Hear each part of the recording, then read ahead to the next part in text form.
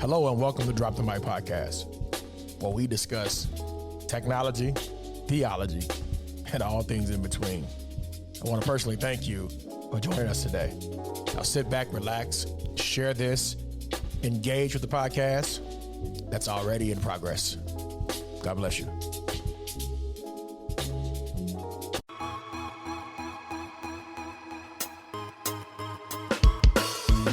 Take the time to understand what you're investing into. If you want to be heard with quality, invest into that. Yep. If you want to be seen with quality, invest into that. And you don't have to spend a lot of money to look good, but what you do have to spend the money on is in the right places. Yes.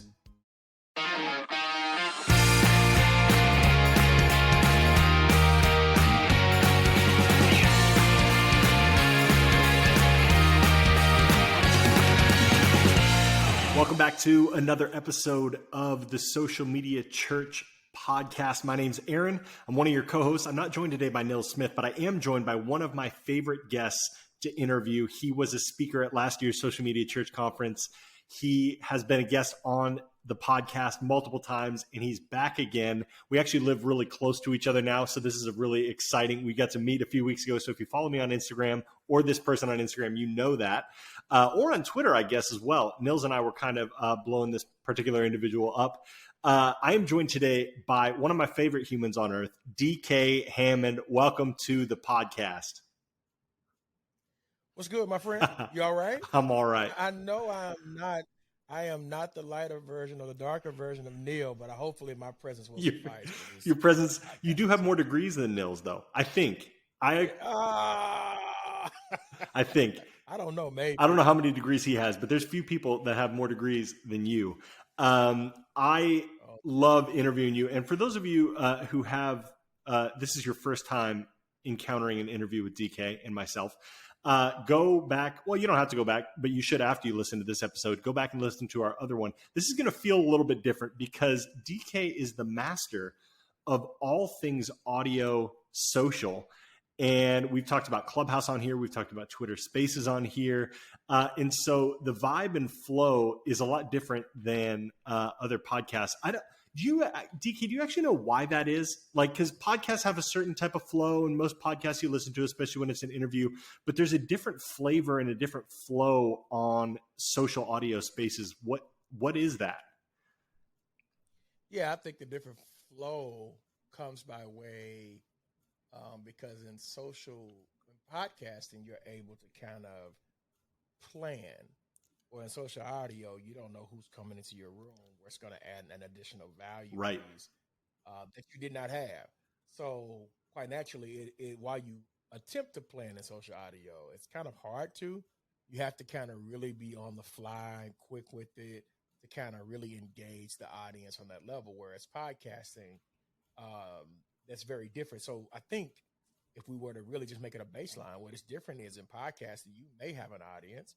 And in social audio, you will have That's an true. audience if you are engaging and willing. And that audience is going to give you the energy you need to push and engage conversations. And speaking of social audio, here's a thing that I will drop on here that probably has not been shared publicly. Ooh. And that is, it's free. I know we didn't even talk about that. Hey, no, that's the key. We've intentionally made this very, very informal. There's more questions I want to ask about, by the way, but I can't wait to hear this. Good question.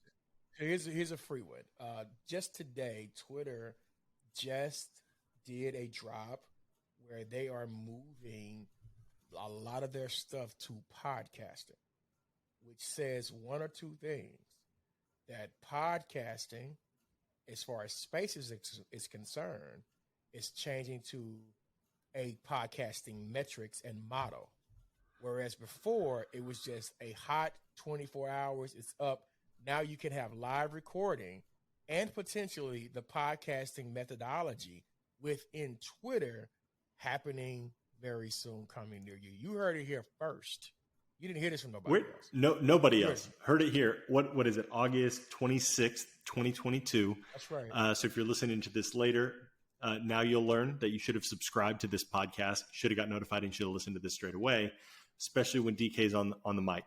How did you find this out? People want to know. Well, there is an article that I just received today, and I will quote the article because I want to make sure that I'm right. Fact check. Are there fact checkers in the Twitter Spaces? Oh man, they are hideous fact checkers. But I think it's Social Media Today, and I will send you the link just to share it out. We'll link to it. I have it on my Twitter page. Okay. So if you follow me on Twitter, the link is up on Twitter already. Please go there. I am DK Hammonds, and I'm going to quote it again, just so we can have it and we can move forward. I think that's important to have good information, but very information that you can follow. So Social Media Today quotes, Twitter rolls out podcasting in the Spaces tab, expanding the audio content. Now, let me say this. They're not expanding the audio content. The audio content has always been there. They're giving the audio content a place to be archivable, yes, so that you can go back and retrieve the audio content. Most places and people aren't doing that. And the reason why that is because what social audio really is a live version of podcasting. Yes. And so now those of us who do podcasting and want to take it to the Twitter metrics and really take it to the next notch, that's going to be able to roll out very soon. Okay. So, well, if you're watching on YouTube, you're going to get this little extra plug here. I'm holding my phone up to the screen. This is DK. And in case you missed it, he said, I am DK Hammond. You might have been like, well, yeah, I know you already introduced yourself. That's also his handle. That's what he was dropping there. So go follow I am DK Hammond.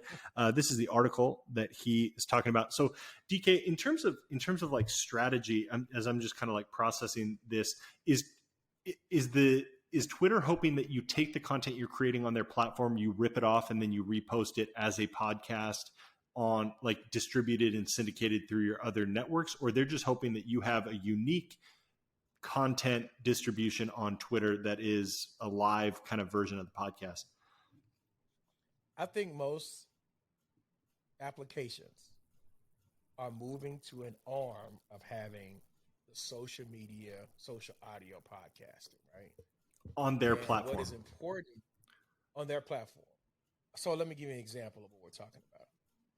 If you're watching Instagram, if you notice, you hear these nice, bold, preaching voices behind artful, creative sounds or pictures. Well, let me tell y'all something. Those are the preachers that you listen to or don't listen to every single day. Yep. And what is happening is they're taking those voices and those intellectual properties and they're using them. And preachers aren't really being paid for it, nor are they speaking out about the misuse of their intellectual property. I've seen this firsthand. Okay. Tell us. And again, when you can do the remixes, you're able to do it. But give the person credit if you're taking or ripping off their voice likeness and putting it on your stuff. Person pulls up, have a full video of a preacher that I know. You can hear the video, you can hear the voice. It is their picture. They mean no harm intended, right? Yep. But they did not add that person's name potentially. I think they did, but others have not. Sure. Add their person's name or preacher's name who is actually doing that. Interesting. So to move it further in the social media audio space, now we as leaders have to protect our voices and intellectual properties, and we probably have not been doing a good job of that because we want to share the gospel. I get that, but what happens when you're sharing the gospel and your video goes viral and that person is getting a $50,000 check all because you preach really well? That's right. You're going to be a little tight about that, and you want to make sure that you fix that. So what Instagram, what Facebook is doing is being able to use those social audio, because I'm telling you, the voice and the power of voice is extremely powerful. Yes, it is. And if we use it correctly, we can impact, change, reach the lost, those who want to be saved, etc. So the Twitter, so the Facebook, so all of that wants your intellectual property on their platform so that they can engage people at a different rate. So that's a long answer. Yep. But I think it's the most important answer in the area of social media and social audio. So when we're talking about people, so are we talking about, so I'm tracking, and probably some people listening, make sure they're tracking as well. So when we're talking about, these people that are taking what is intellectual property, and if you're not protecting it, it's taken. We're talking about people creating videos off of content that's being posted, but potentially it's better quality, and then it's redistributed on their own channel, and they're getting the attention, the views, which obviously we all understand how that could play out on YouTube. Although YouTube probably does a better job than the other places at regulating the intellectual property. But you're starting to see that happen on Instagram, where Joe Blow is taking a clip or whatever of, let's say, and we're going to get into this in a second. Pastor Tim Ross takes his content, redistributes it on his own channel on Instagram, and then and they're getting paid for that. They're getting paid, and they're getting the views and the likes. And so you got to understand the power of remixing videos now. Yes. So the remix of the video gets that person visibility, gets you visibility, as well as your intellectual property is being used. So I've seen the voices of, let's say, Michael Todd. We've seen Michael Todd voice used everywhere. Now, some preachers could say, this is an evangelism tool. Doesn't matter to me. I'm okay with that. Sure. But then there's others of us that say, hey, man, when I leave this earth, yep, that's all I got. Yep. I want to recoup that and retrieve that. So we have to be more aware and more conscious of how we use our intellectual properties. You'll hear me say IP. Yep. How we use our intellectual properties in these spaces. And yes, it is the gospel message to be preached. However, it is your voice that's being stolen. Yes, that's right. And God bless you. And God, that's right. That's right. So is this solution? Is this a solution by Twitter to protect your IP? And how do we protect against voice IP? Yeah. That's going to take a model decision. You got to say, do we care? Does it matter? Are we okay with that? And if we don't care, it doesn't matter, then let it rip, tater chip. Right? Yep. But if we care and if it matters to us and we want to preserve that to some degree, then you go down the road of probably turning off the fact that you can have people remix your videos, or being a little bit more protective. Now, that's going to restrain or restrict to some degree, but you can ensure that nobody else can do it because you turned on those application pieces. Yes, that's right. Now, have you seen, so we're thinking about Twitter, have you seen these platforms move in a direction where they're just allowing you to use higher quality mics, you're noticing that the sound quality on videos is being retained better going onto social media, just as people are understanding that social audio and the audio on videos is such a vital component of content. I think the consumer has gotten smarter. Yep. They see these mics, this equipment. The equipment is not expensive as many people would think. Mm-hmm. And they are like, you know what? I'm going to take a dive out on this equipment. I'm going to get what I need. Cool. So what you're seeing is not necessarily improvement on the side of the bigger brand user. You're seeing the end user invest into the product itself, into being and sounding great. Let me tell you something. If you want to get 0 views, let me look right into my camera. If you want to get 0 views on your video, 0 views on your podcast, let me show you the first way to do it. Bad quality sound, bad camera quality. That's it. Nobody is going to watch that. It's going to be tough to consume. And it's in that order. So, it's in that order, by the way. High def video, terrible audio, a terrible experience. We watch webcam, dashboard, live videos all the time that are choppy and terrible. But if you can hear what's going on, heck, you can throw. Why do we listen to podcasts, right? You can throw the whole video out. And if the audio is good, we listen to phone recordings, we listen to, all these things, right? So sound is the most important. The most important. It is. And in my experience, because I've toyed and tinkered and played with this, I had good camera quality at one point, but bad sound, or in reverse. And so I really had to, for those who are thinking to get into social audio, social media, and social, and just the creative space that way, take the time to understand what you're investing into. If you want to be heard with quality, invest into that. Yep. If you want to be seen with quality, invest into that. And you don't have to spend a lot of money to look good. But what you do have to spend the money on is in the right places. Yes. And if you're not spending the money in the right places, please don't expect that product to be consumable by the end. Yes. So look, free game right here. So you've been working, and this is something that we're going to dive further into. This is the first time you've had a full-time job working for a church. You're at Embassy City with Pastor Tim Ross. Yep. Incredible media. I mean, if people have not been seeing Pastor Tim on YouTube and on Instagram in the past 3 months, you haven't opened the app on your phone. I'm just going to be crystal clear about that. So what are those steps, like those practical steps of like investing the money in the right places? Because the barrier to entry is not like monetary is not an excuse anymore. That's not a barrier to entry, but you want to make sure that the resources you are spending are in the right spot. So for representing a church that does media really well, being a person, personally, not just professionally, that does media really well, for the pastors who are listening, where is that right spot? Kind of a checklist of where to check and see if we're spending the money in the right spots. Yeah, sure. So yes, I have been blessed to work for Embassy City for the last year. And now I didn't come into Embassy City not already being a creative or already occupying the space. I came in with already a working knowledge on how to do these things, right? And so I'm gonna give you my experience, what I've seen work, and what I've seen equally translate on both sides. I think that's going to be important. So from a personal level, I started out with an Audio Technica. No. Back up.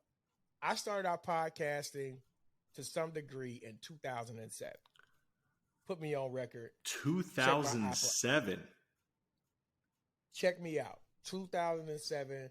I was putting sermons on Apple and through Podomatic.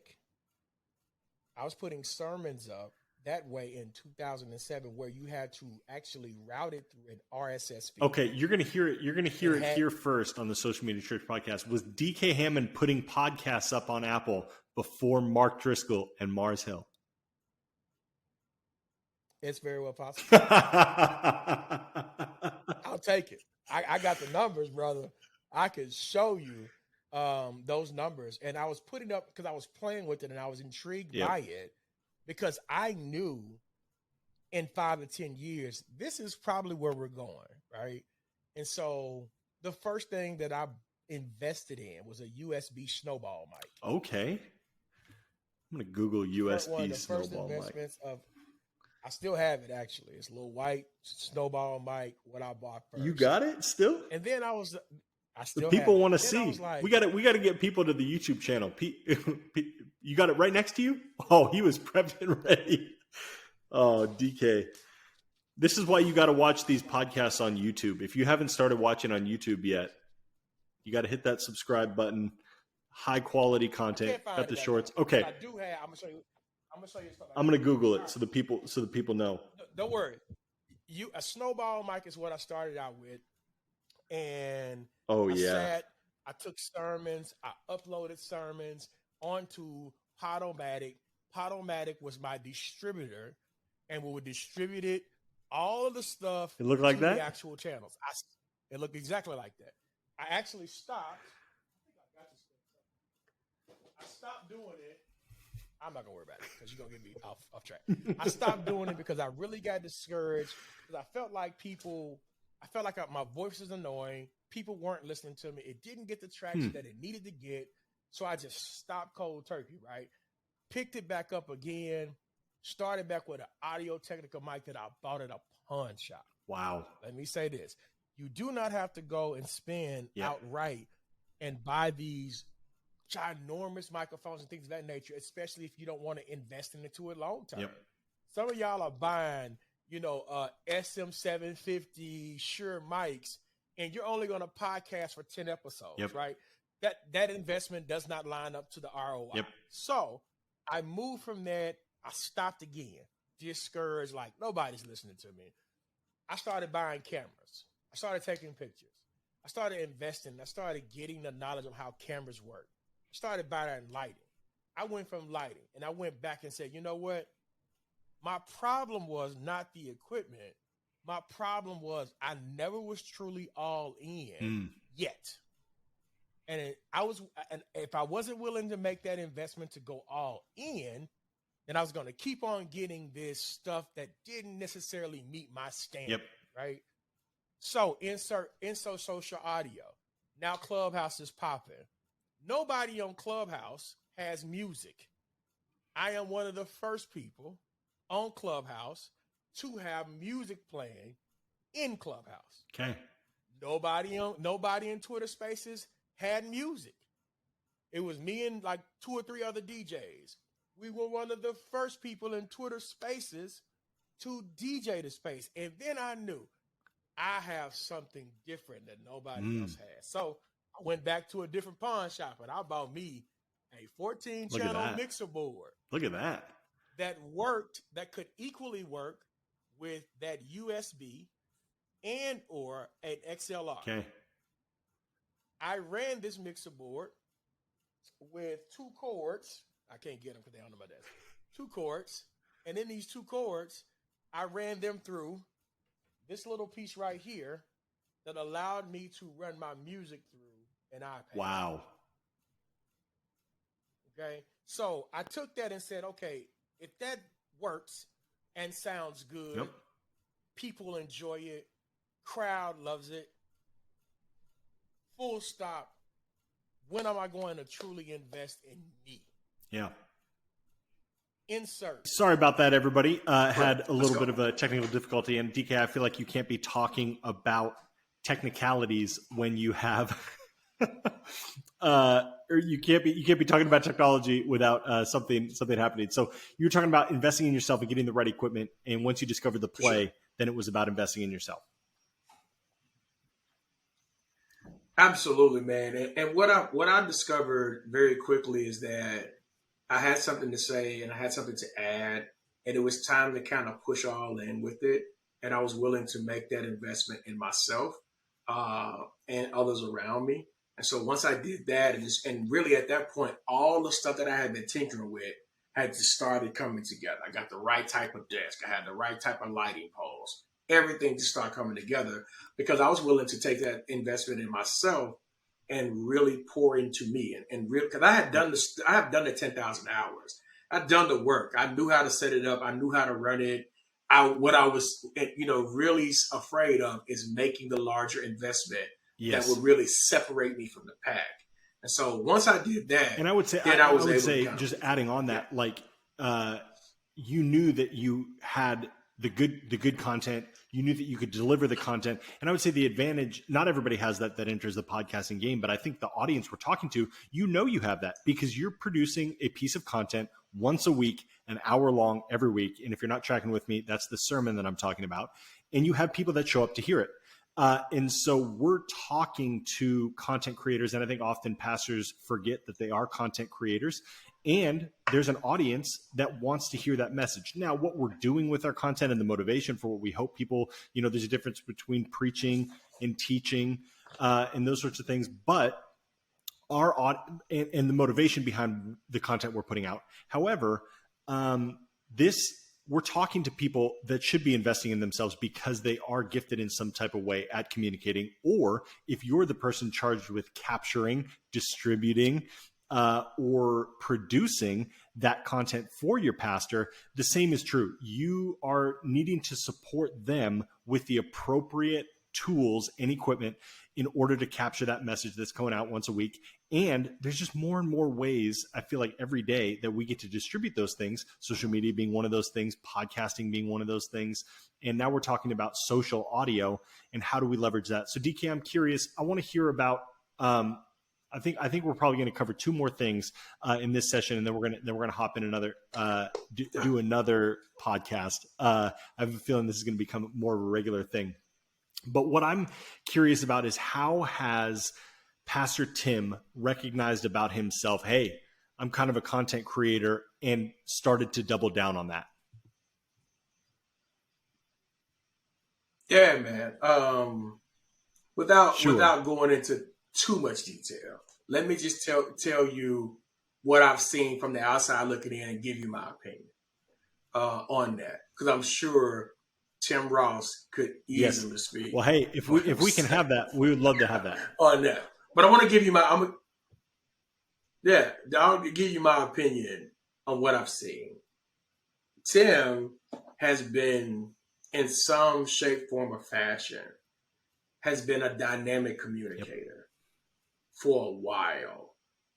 And he's done it in such a way that has impacted so many people across the international spectrum that it was only right and fitting for his next step to be a step in a place that he felt was safe and comfortable. You know, being a preacher in these times is a dangerous business, right? But if you get into a safe space where you can convey the message that you've been trying to do, it only makes sense. And so let me say this to that. So having that conversation, having internal stuff, and now it's just like, it makes sense. Man, take the lead. It's only right. It's the right time. It's the right avenue. Take the lead. Took the lead, and we see this synergy that both impacts Tim's YouTube page. That's right. And Embassy City Church as a collective. So here is the message I want to convey from that lesson. And there's more lessons that we can kind of get into without, me trying to speak for him, because I'm not going to do that. But here's a lesson. The lesson that it taught me was, as pastors, sometimes we forget that we are natural born communicators, and podcasting only makes sense when you want to convey ideas that may be radicalized in the pulpit. You can say them, you can say them as a podcaster. Right. You can say them as a podcaster. There's certain things I can say as a podcaster that I can't say as a pastor. And there's certain things I can say as a pastor that I can't say as a podcaster. I do have more intellectual freedom as a podcaster to say the things that other people will not say. However, it is dangerous for me to say things like that in the pulpit without further clarity, further context, written statements, etc., etc.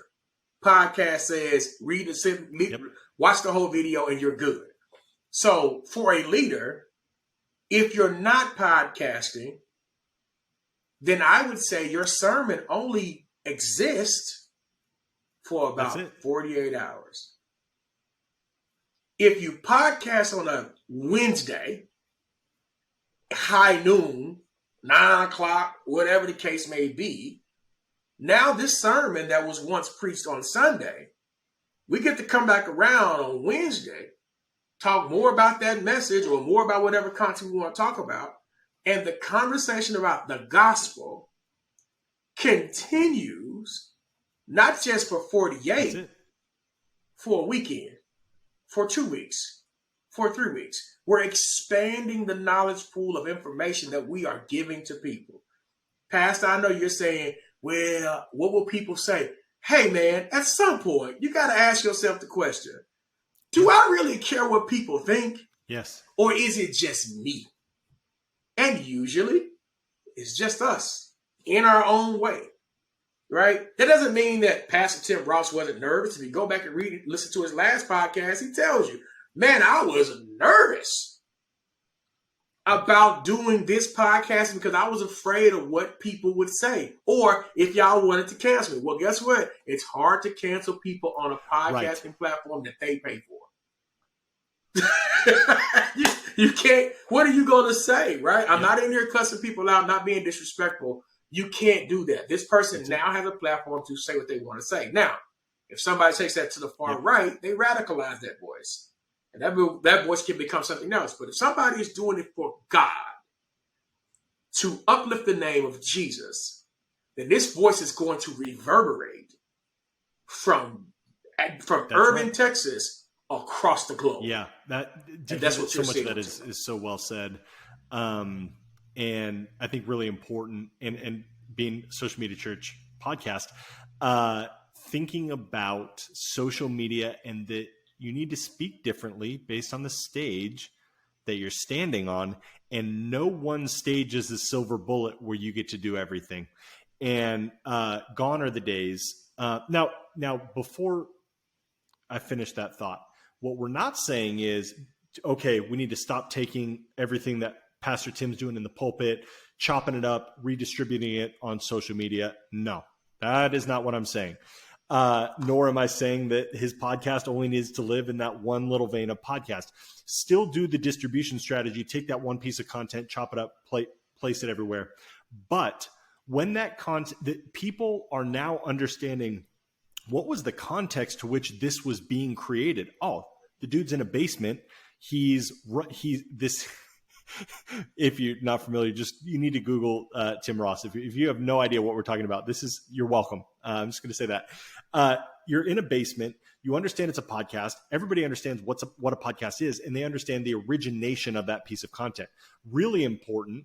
People also understand the origination of a message. Somebody standing on stage representing the Bible, the name of Jesus. We always are, right? So don't hear what I'm not saying. We always are. But in that place and time, predominantly, you are representing the Bible and Jesus, and that is not your time to talk about what you want to talk about. Mm-hmm. It is a time. That's right. That's what I'm saying. There's somebody else that I need to have on this podcast. He's not in this space, but he has a great understanding of media. His name is Garland. Actually, DK, this is a side thing. We just need to get together with Garland. He lives here locally. Garland is also decorated in degrees.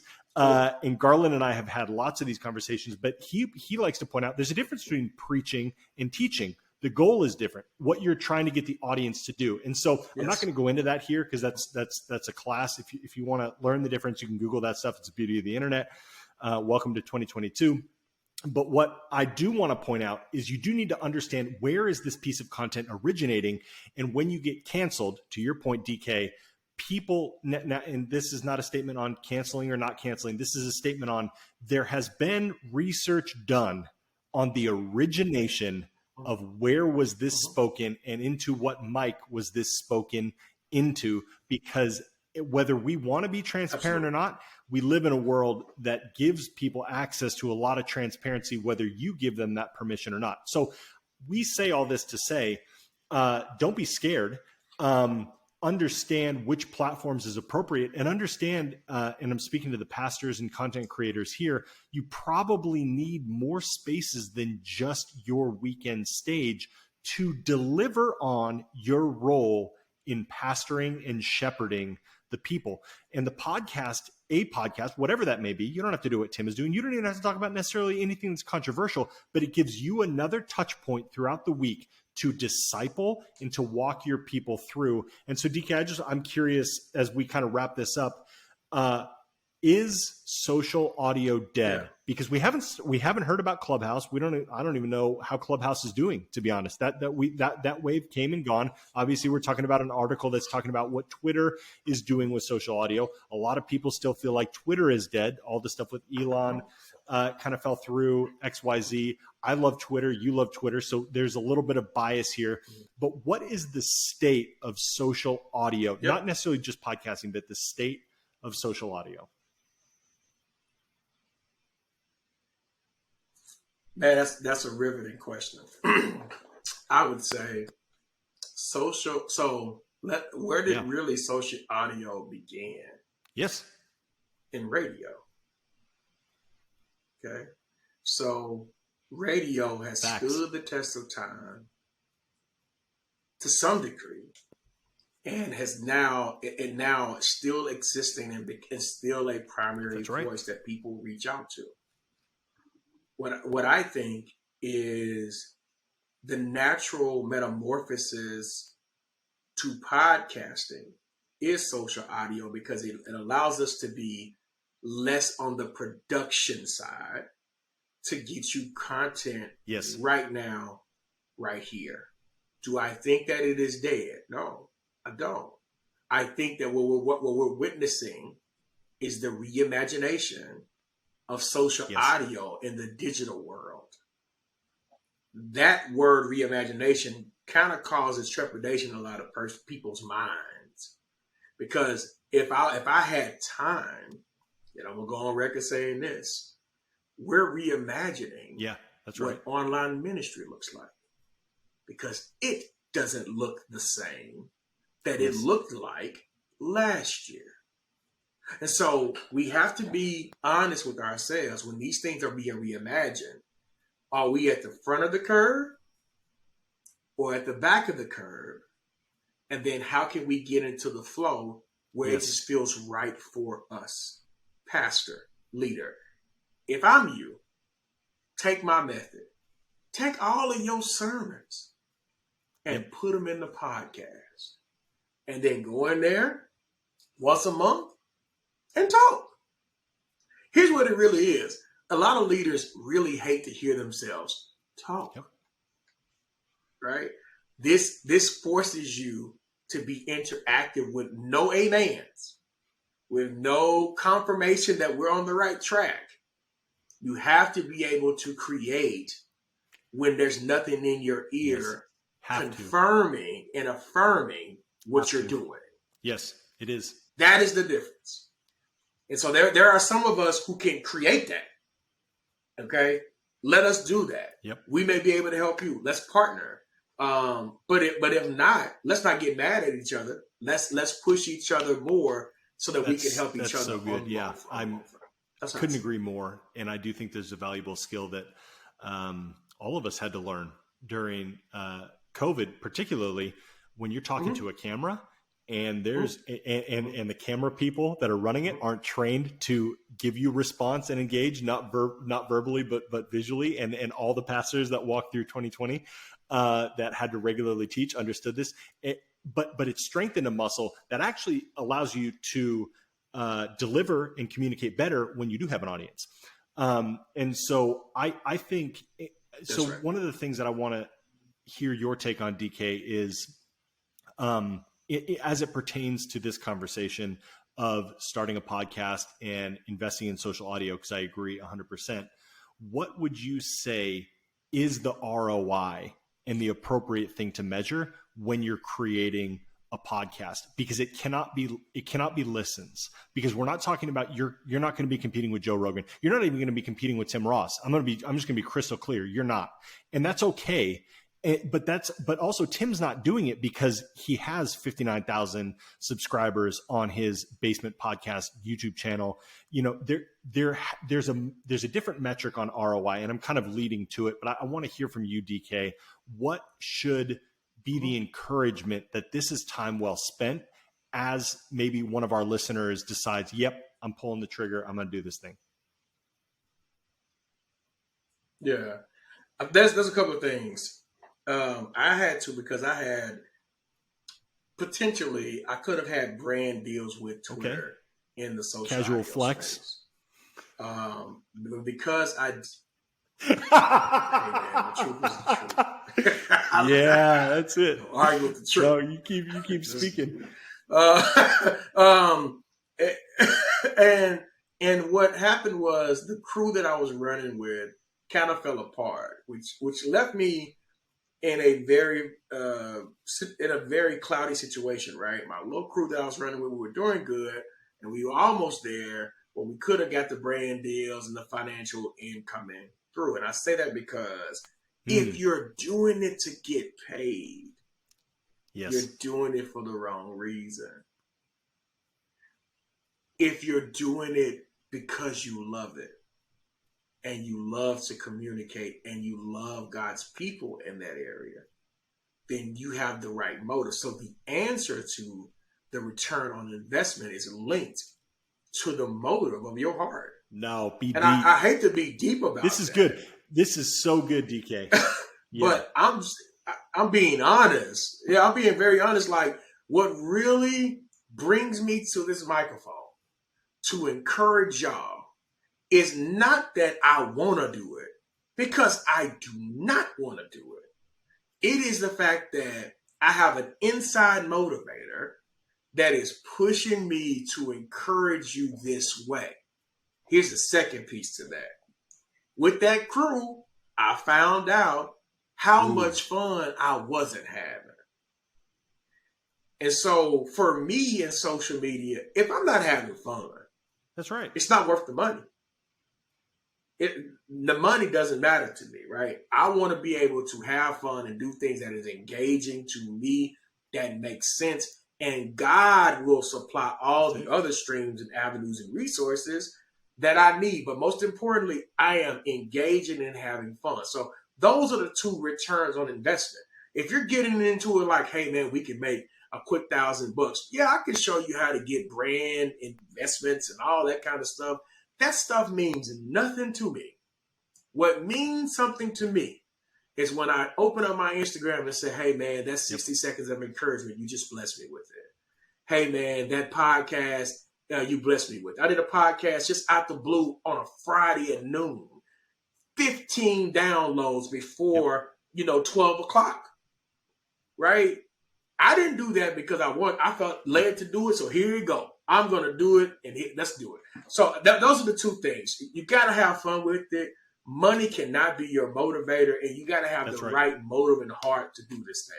Period. Totally. If you don't have it, then you don't. Hear our permission to not do it. I think what's great about this, if you've heard one thing from this episode, it is motivation matters. Jesus spoke on this. It's littered in the Bible. And that comes from the inside and then works out. It doesn't start on the outside and go in. And so I do think that our listeners have an opportunity right now, DK, thanks to your wise words of wisdom, to evaluate even the motivation of why do we step in the pulpit?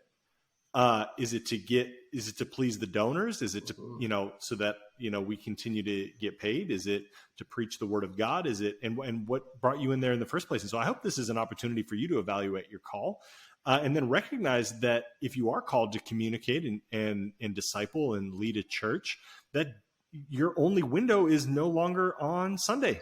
Praise the Lord. Praise the Lord. We live in 2022.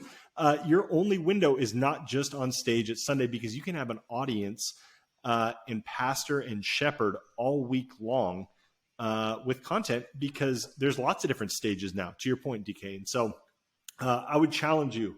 Yeah, of course. So can I say this, man? Can I add to that point? Here's the point. Let's talk about the streams of communication that a pastor has at his or her disposal.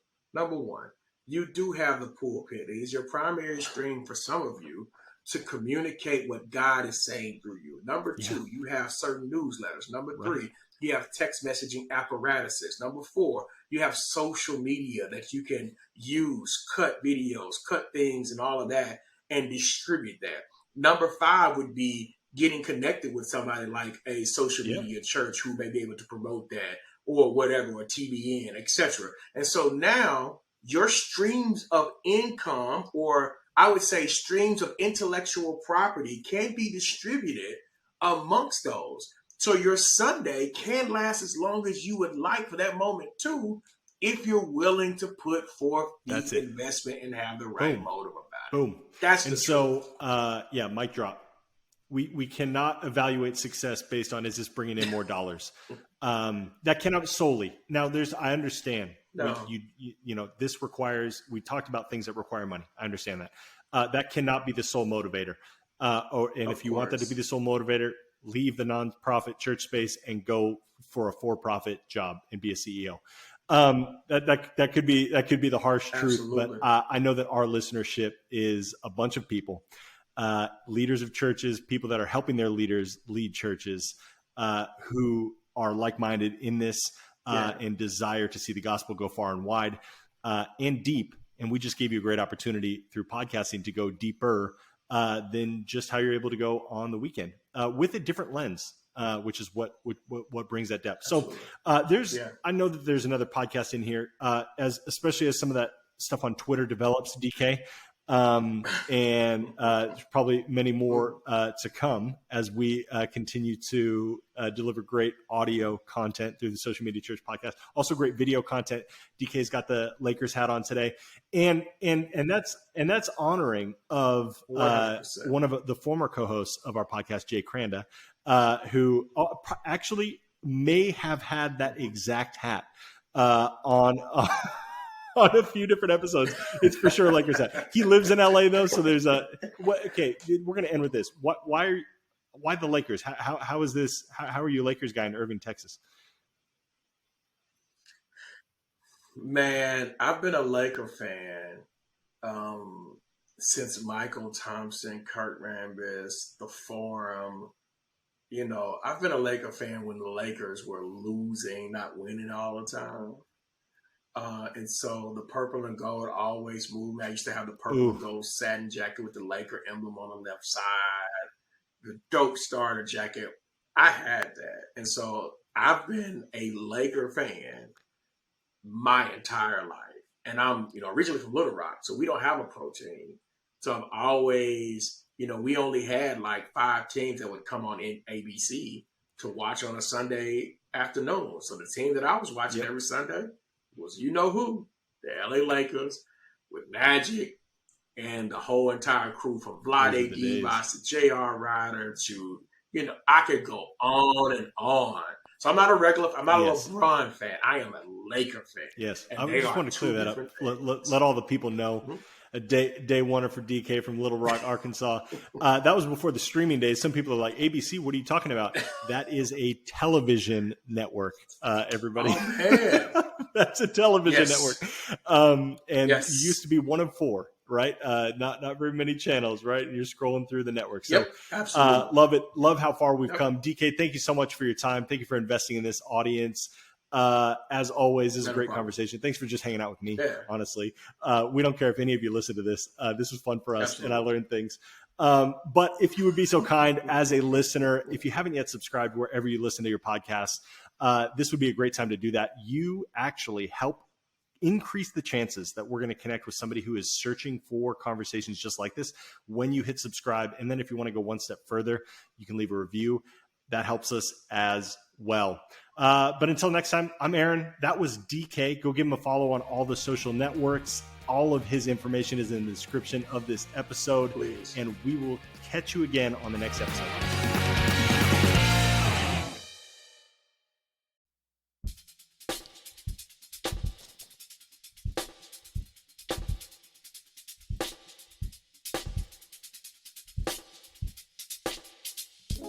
Thank you for listening to today's podcast. My hope is that the podcast added value to your life. Please, please, please subscribe from your favorite application, leave us a review, and even follow us on YouTube for your up-to-date information. Thank you. Peace.